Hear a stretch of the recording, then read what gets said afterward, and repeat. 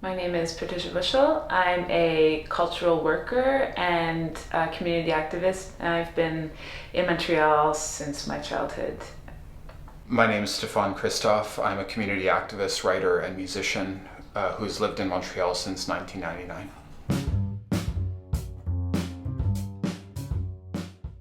What are you currently involved in project-wise, and what are you excited about right now? Well, right now I'd say that I'm part of a growing movement against austerity in Quebec. We are living in a situation where the Liberal government in Quebec City is imposing violent austerity measures on Quebec society. This is not a new phenomenon. It's connected to austerity measures that are dating back to the 1990s. And I would say are also part of a systematic injustice that extends over generations. Austerity measures are just perhaps the most recent incarnation of social inequality. So anyways, I am involved in trying to combat austerity today in Quebec in 2014. It's exciting, but it's also a massive challenge. A lot of people look to the 2012 student strike as an example, as sort of a space to try to live up to. I think it's really important to try to sort of stand back from that sort of nostalgia, look towards, the student strike, which I would also say was a stand against austerity. That tuition hike that was being imposed in 2012 was also rooted in an austerity framework, also by a Liberal government. But we have to sort of, I think, move away from nostalgia and recognize the important aspects of the 2012 strike that connect to what we're doing now. And I think more generally speaking, within social movements, understanding the fluidity and the sort of deep connections that exist between different political moments, not sort of political moments as isolated events that sort of stand solo within history, which is often how the mainstream media presents protest movements, sort of as existing without a historical context. So as we're fighting austerity today in Quebec, I think it's really important to see that fight as existing within a historical trajectory. I'm excited about the movement today. I think the spring of 2015 is going to be very intense, but also the movement does not, I would say, does not exist without major challenges, those being state repression, the challenge of trying to be organized in a way that's representative of many different aspects of society, many different experiences of what economic violence through austerity means. Aspects of society, meaning how does austerity impact immigrant communities? How does austerity also equal increased gendered violence? How does austerity connect to violent colonial realities? All these sorts of questions. So those are things that I think are still in process, but I am part of that broader struggle in different ways. And I'm excited, but also pensive, I guess you could say. Yeah. And so you're not from Quebec. You moved here. Where were you born? Mm-hmm. And what social movements were around you as you were growing up? I was born and grew up between Toronto and Edmonton, and I grew up also in British Columbia. So I sort of lived across different parts of Canada, or ROC, the rest of Canada. And I moved to Quebec after high school. Basically, I came here in 1999, and I've lived here since then. So I guess I consider myself part of Quebec society. I've been here basically my whole adult life. One of the first issues that I became strikingly aware of when I was younger was the struggle of First Nations people, of Indigenous people, especially in British Columbia, where you have such a more recent articulation of colonial violence from the Canadian state. growing up within British Columbia as a teenager more, I was there as a teenager, I could say that I was very aware that I was in a colonial society. You know, the communities, let's say in the Okanagan Valley where I lived, are apartheid communities. You know, you have First Nations reservations, which are in so many ways equivalent to or sort of a Canadian manifestation of the Bantustan of apartheid in South Africa. You have First Nations communities within British Columbia that are literally just separated by a few roads, but you can see the drastic difference of public resources that is directed towards First Nations communities as opposed to Canadian communities. In that case, or in that context, mainly white Canadian communities. So it is an apartheid reality. It's hard to not see that. And so, of course, that sort of social, economic, political situation was, something that I was increasingly aware of. Also, the Native Youth Movement was starting, which was a protest movement that emerged in the mid 1990s. So that was at the time when there was a bunch of protest actions taking place around land reclamation, First Nations land rights, which I was hearing about. At the same time, you're reading, books about international injustice or neo-colonialism globally, like, from Chomsky and other writers that I heard about mainly through punk rock. I'd say that really was one of my first sort of understandings of political struggle, I guess you could say. But the problem that I think that situation spoke to within BC, but it's also sort of a problem within Canadian society more generally, is that you have those violent realities of apartheid, colonialism. You have those violent realities of social injustice more broadly, but you don't have the sort of historical memory or understanding of the sort of movements that could be possible to confront those systems. Of course, First Nations communities have always been militant and organized. But I'm talking about, movements more broadly speaking. Whereas I think in Quebec, you have historical memory where there was and continues to be movements that represent large sections of the society. And there's sort of this recognition that like street politics and social activism is actually part of the political process. And the street does help define how this society moves forward, meaning Quebec society. There's issues, of course, within Quebec. Street movements face massive repression, but I do think that street movements here do play a more important role in the political debates of Quebec society. Whereas in the rest of Canada, as I was just describing, as, say, for example, a teenager who was interested in activism, I could never find sort of the grassroots context through which to express and participate in the political ideas that I was being drawn to. And when I came here to Montreal, you could immediately see a possibility to do that. And I was very, very excited about that.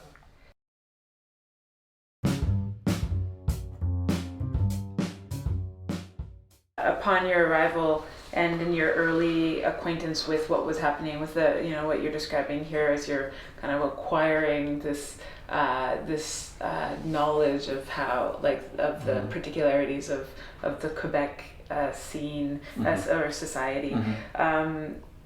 Could you identify a specific instance where or a specific event that kind of that represents this particularity in the Quebec social movement? Well, absolutely. I mean, I think that the period that I came here was exactly the same period that the mobilization was happening across the West Coast in opposition to the upcoming WTO summit in Seattle. So that was in November 1999, but I was aware that was happening and super excited about it. and following it in detail. I was over here in Quebec. But I think for me, when I saw the corresponding sort of protests emerging that were, happening as part of the quote-unquote anti-globalization movement, but, was correctly, I think, people within that movement asserted it as the anti-corporate globalization movement or the anti-capitalist globalization movement, which I think, of course, is a movement process that extends to a lot of things that are happening today.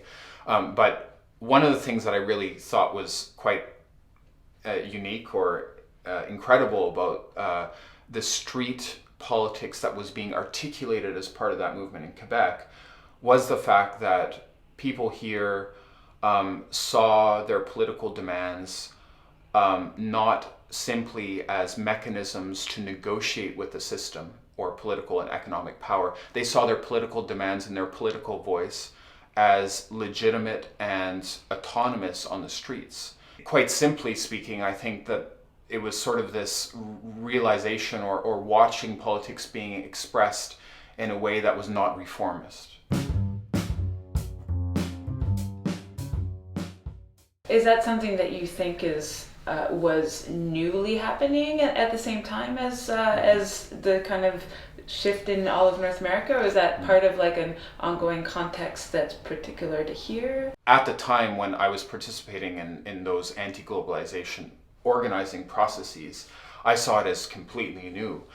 Also not having an education of the Quebec social movements that are of course extending to the Revolution tranquille, which is a terrible term because it really wasn't a tranquille period. It was a very lively and intense period of the late 1960s and early 70s, and understanding how that intense insistence on political culture rooted in grassroots organizing and not rooted in trying to negotiate with power is actually tied to that Quebec history, right?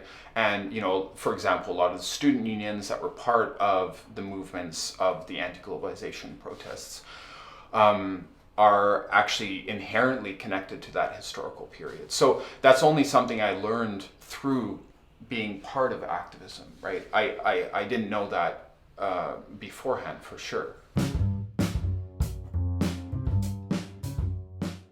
Can you tell me about other kinds Sure. of actions and groups that you've been collaborating with? Well, at the time that I was organizing as part of the anti-capitalist globalization movement, I was part of a group called C.O.L.L.E. So that's the Convergence des luttes anticapitalistes, or the anti-capitalist convergence, which was actually how I learned French, was through C.O.L.L.E. That's how I became sort of capable in French. It wasn't through public education. So I was part of that, and sort of we organized quite a few what you could call were convergence mobilizations.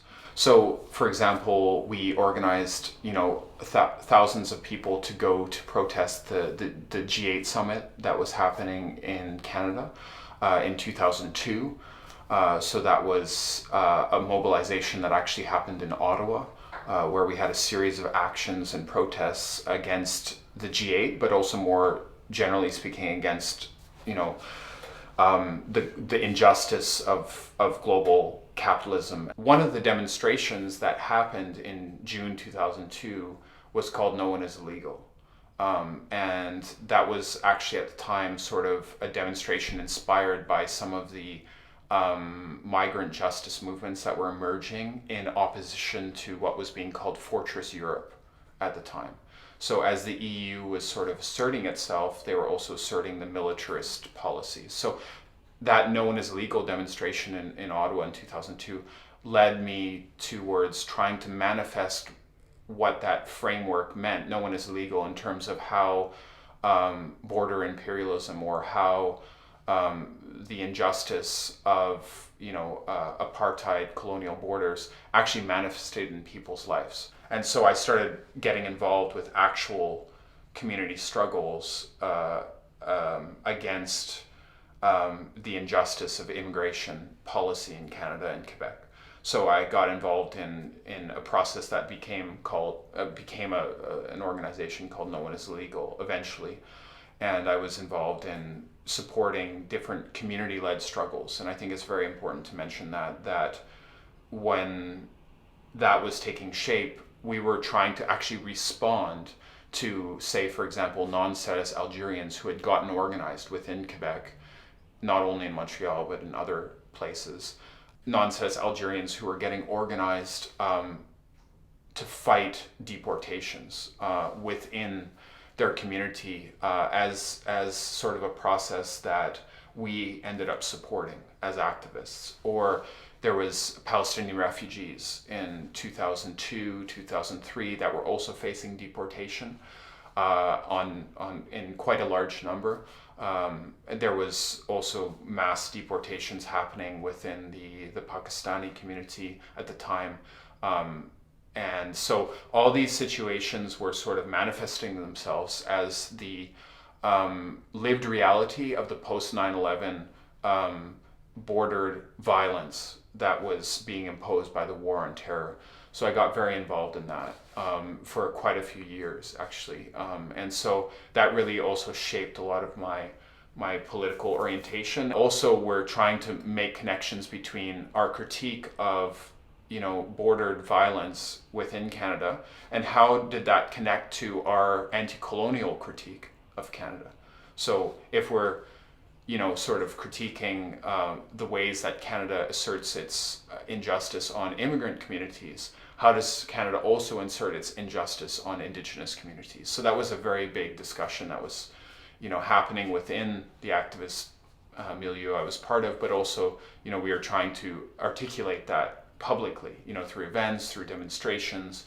I remember the first No One Is Legal demonstration we had in Montreal, where there was actually a representative from the Mohawk community who opened the demonstration and held a wampum belt as sort of an articulation that our politic of being opposed to injustice against immigrant communities was a politic that was also understood as part of a broader struggle against Canadian injustice and Canadian colonialism.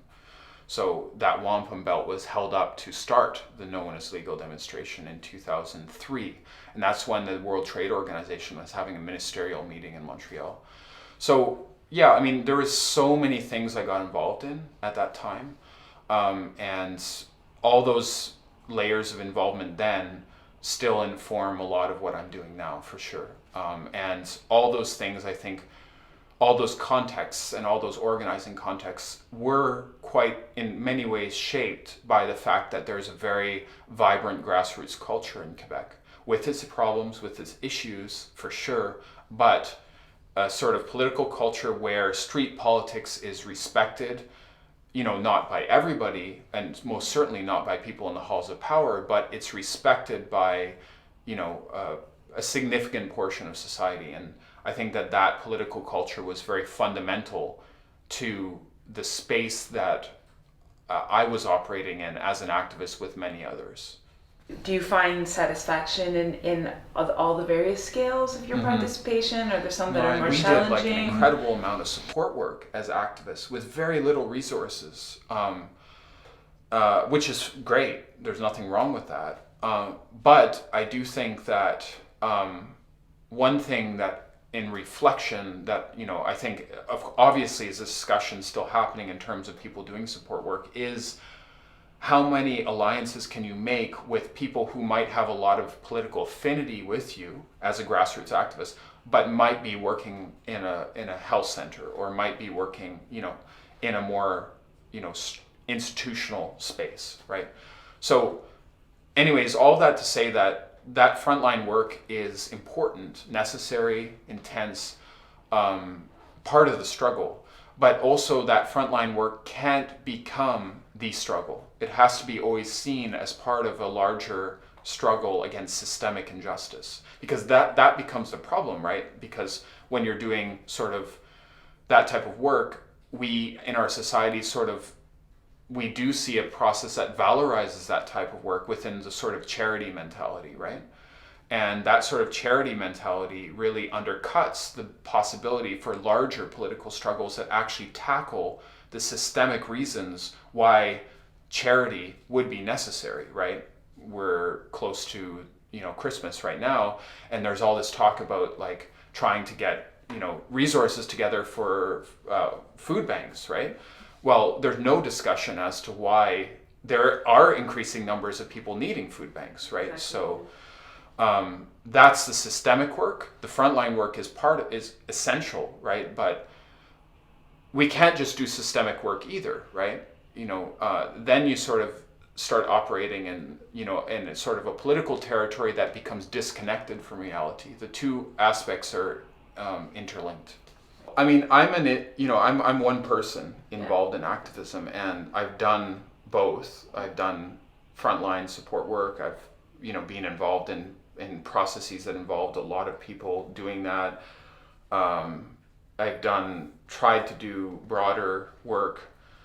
All of this is very small, and that's also something I'm trying to reflect on right now, because, I think at the same time that activism is really exciting and important and essential and something that will define probably my life forever, at the same time, I feel like we are in a very crisis moment, globally speaking. We're talking about ecological collapse, that I think it's a collapse that is rooted in colonial capitalism. And we are in the belly of the beast. Well, Canada is part of that matrix in terms of our government. Mm-hmm. And so as activists, we haven't, I think, posed the challenge that is necessary to those structures of injustice, to that machine that is leading us towards a massive, unreversible tragedy. So I don't know what to do on some days. I don't know what I can possibly do more to try to contribute to a broader collective process to undercut that. It's overwhelming. We do see a lot of amazing work happening here, but also internationally, to try to unwrite this system. But in Canada and also Quebec, it is very challenging, I think, because a lot of people derive their daily comfort, their lifestyle from a total interlocking dependence on that same process. Right. So how do you tell people to change what it comes down to? And that's a question that is complex. There's so many answers. There's so many ways to approach that. And I think, as I mentioned before, that's sort of a question that you live with your whole life.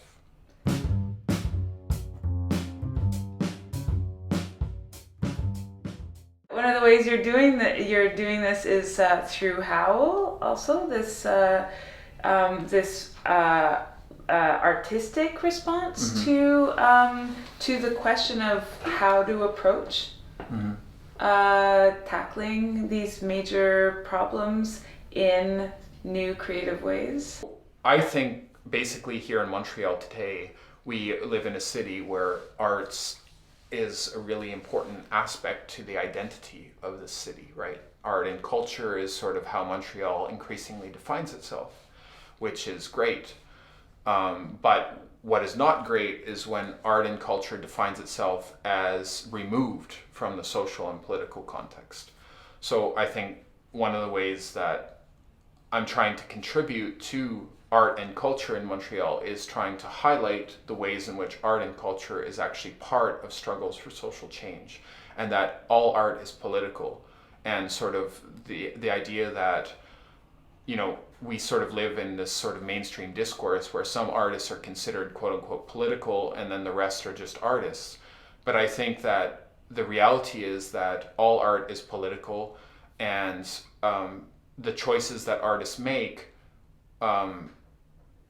are shaped by politics and economics. And the Howl Arts Collective is sort of an expression of that, I guess you could say. It's a tiny project, but we're trying to basically articulate that idea of like art being part of social movements through the work that we do. what are the language of people's participation in the social movements here in Quebec in which you are involved? Linguistic? Yeah, linguistic. Mixed. Yeah. Totally mixed. Yeah. I'd say like I operate in French and English spaces all the time. So I go to meetings in French. I go to meetings that are switching between both languages. I go to meetings in English. At demonstrations, you're having conversations in French, or when I'm doing community radio, I'm having interviews in French and interviews in English. At this point, it's sort of very interchangeable. I think generally speaking in Quebec society, it's up to Anglophones to participate in movements and to articulate those ideas in English. It's not up to Francophones to articulate things for Anglophones. I think generally speaking, that is sort of rooted in my understanding of Quebec history. I've never, ever seen an unwillingness to work across linguistic lines within social movement spaces in the left in terms of French language spaces. The opposite, I've always seen a willingness and an interest in working across linguistic lines. Now, of course, there's cultural barriers that exist between Francophone and Anglophone activist communities. I mean, it's normal. Quebec is not part of Canada in a sociological and cultural sense. I don't think it is part of Canada. It is a different society. We are just part of Canada technically, and that's imposed largely in terms of history.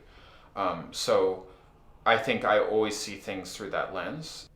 I sometimes question how much an Anglophone can contribute to larger social debates in Quebec society.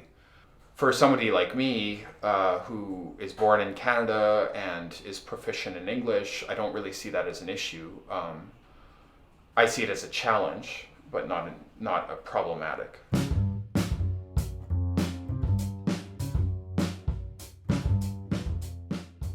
I do see this very intense disconnect that exists between social movements in the rest of North America and Quebec. Because I'm an Anglophone in Quebec, I have often gone to other parts of Canada and the United States to share what movements are doing here in English, because so much was happening in French. And then within Quebec social movements, there's a lack of understanding of the complexities of English-rooted social movements, linguistically speaking, within Canada or in the United States, right? Like, for example, I think that language is part of the reason why we are not seeing more grassroots response to hands up or I can't breathe demonstrations that are happening just 6 hours south from us in New York. Activist groups in the US are always really interested in Quebec, and there's always this tension in the rest of Canada, right? And I understand where that comes from, but I think that of anybody, progressives should sort of try to get over that.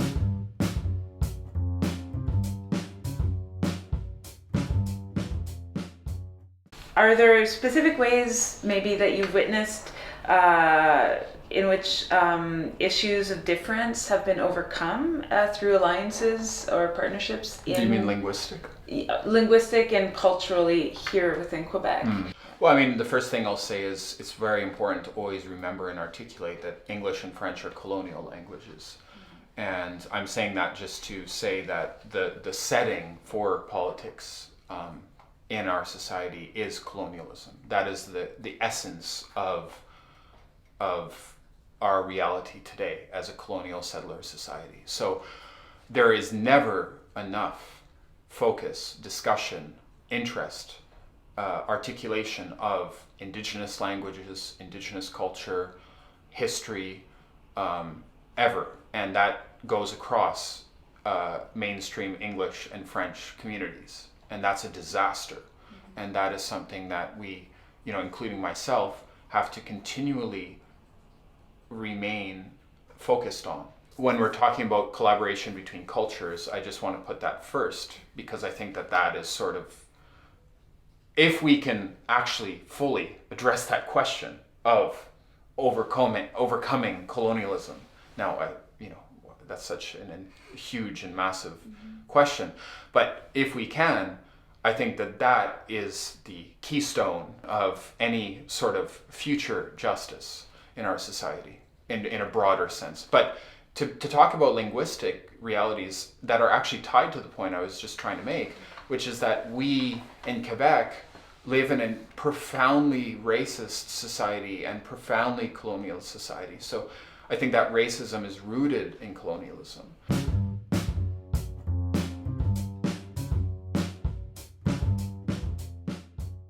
We're talking about the Quebec student strike of 2012, which I am like a massive cheerleader for, and I continually talk about. I'm also a massive supporter of recognizing the intense and incredible histories of struggle of the Quebecois. However, the anti-austerity movement and the student strike of 2012 in so many ways were so deeply racist, right? And so one very clear example of that is the fact that I have never seen a spokesperson for the Quebec student movement who was not a white Quebecois, right? That's a disaster. So when we talk about like linguistics and communicating across cultural differences, there's so much work that needs to happen. The struggles of migrant communities, whether it's in Montreal Nord, or whether it's in Ville Saint Laurent, or whether it's in Saint Michel, or whether it's in Laval even, where you have increasingly present immigrant communities, those struggles were invisibilized by the larger social movements for justice. And it is the responsibility of those movements first, not the communities that are facing injustice in terms of the immigrant communities, but it's the responsibility of the movements first to think about why those struggles that migrant communities face, why those struggles are not central to the way that we articulate the movements that are existing, so the movements against austerity, for example. Because who does austerity affect the most? Who's affected the most by tuition hikes? Well, the most marginalized, and that, economically marginalized, politically marginalized, socially marginalized, and that's most often racialized communities. So when we're talking about communicating across differences, there's massive gaps that exist that are sort of beyond the sort of classic narrative of the French-English debate in Quebec society.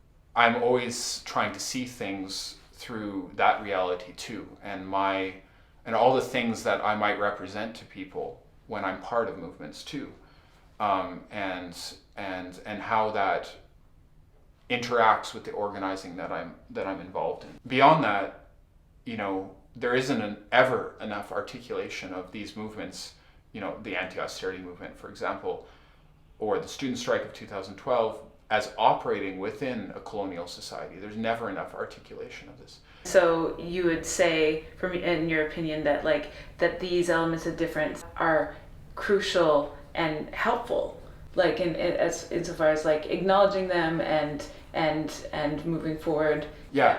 So I think it's always about trying to form alliances. Exactly. Right. We are not the same. We are not the same linguistically. We're not the same culturally. We're not the same in so many ways. And we don't define ourselves, in the same way in regards to gender. All those things are not bad. I think there's this sort of culture in Canada where we have the situation where Canadian culture sort of defines this idea that difference and conflict is bad. Mm-hmm. And that's like a disaster also, because how do you move forward in a way that's progressive if you don't try to address the way that those differences can actually create inequity, right? And so I think that's one of the biggest problems with Canadian society is this sort of refusal to embrace discord, right? And this sort of refusal to understand that difference is actually a strength and has to be fully and thoroughly addressed all the time. I think that sort of refusal to address those questions is also rooted in colonialism, because Canada is haunted, right? And Quebec is haunted with the ghosts of genocide. And we live in profoundly unjust societies that are ignoring the central aspect of their own identity, which is land theft and the erasure of the cultures of Indigenous people. The only way that we can overcome this stuff is through collectively struggling together. And that's something that doesn't exist within a very limited period of time. It's something I think that, you're sort of part of forever, and I don't know if we'll be able to overturn these sort of systems of injustice. Together, I hope so. Are there individuals or groups outside of your circle of involvement, your sphere of involvement, I should say, like towards whom you turn for guidance, or like people who are showing you ways of possibility, new ways of being and acting? I'm a friend of the Immigrant Workers Center, but I'm not directly involved. I find the work there to be amazing. It is frontline work and support work for the most economically, politically marginalized segments of Quebec society, but is done in a way that also puts forward a systemic critique of why those injustices are happening. That's in Côte de Neige. I think they're a great organization. Love them, and I think they're amazing. I think that, of course, the organizing that's happening in Indigenous communities close to Montreal, Ganasatagi and Ganawagi, for climate justice, against Line 9 pipeline, that, I think First Nations people have been central in articulating an opposition to that, the reversal of a pipeline that will bring Alberta tar sands oil eastward through Quebec and over Indigenous territories. I think that struggle is like a major struggle of importance, for sure now, and will be over the next period of time. So I think the organizing happening within those communities is amazing and should be sort of like leading the way that we sort of see those struggles. And yeah, I mean, generally speaking, I could say that I also, to be honest, I actually also look to a lot of like Quebecois organizations, which I, do look at critically, but I look at like even labor unions like the CSN, Conseil Central Montréal, as, an organization that I'm still trying to learn about, and I'm impressed by, also an organization that I'm sometimes disappointed by. Recently they were part of a process that complied with the P6 bylaw, where that's that bylaw that bans free demonstrations in Montreal. I think that's problematic. But at the same time, I'm trying to like understand the history of the CSN and how it's like linked to periods of struggle in the early 1970s. I look to also the AC, the Association pour une solidarité syndicale étudiant, as an organization that I've collaborated with at different times over the years, but also an organization that I do most certainly look to as, like, I'd say the most organized force against neoliberalism in North America, in Canada and the United States. It's the most well-organized mass or group that can act, that is rooted in action and syndicalisme de combat, as it's called, to fight back against neoliberalism and neoliberal colonialism. I think that organization is incredible. It also has many problems. I pointed to some of them before. But at the same time, I think that, my sort of engagement with different organizations as an individual is just that. It's an engagement, it's a discussion, it's a dialogue. I'm always trying to learn. I'm always trying to figure out ways that I can contribute.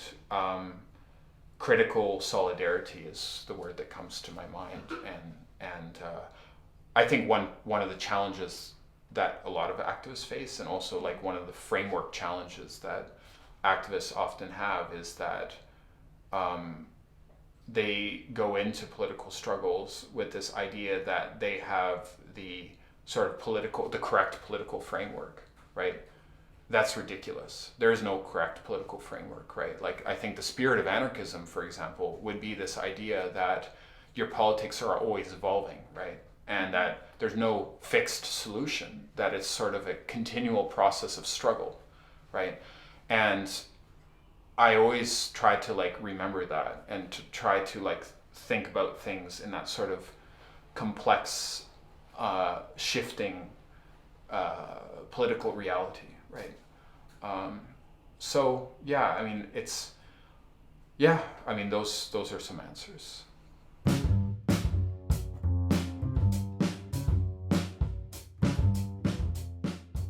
Do you have anything else to add that maybe you feel like we haven't touched upon yet? Well, I think it's important that we all support each other. I think it's important that we try to find ways to be in solidarity with each other. You know, one of the questions that comes up as time goes on is that, you know, we also have to try to figure out ways to make our work sustainable, right? And that doesn't take away from the intensity of the struggle, but what it does, I think, is allows you to be in these movements for the long term, right? And I haven't figured out answers to these questions.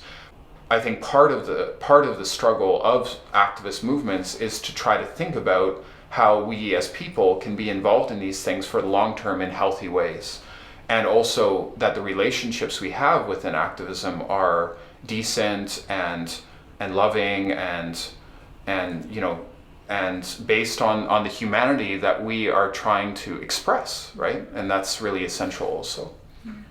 We have to also always try to sort of think about that, and to remember the ways in which we can act together while also always building with each other in a way that's critical but supportive. Mm-hmm.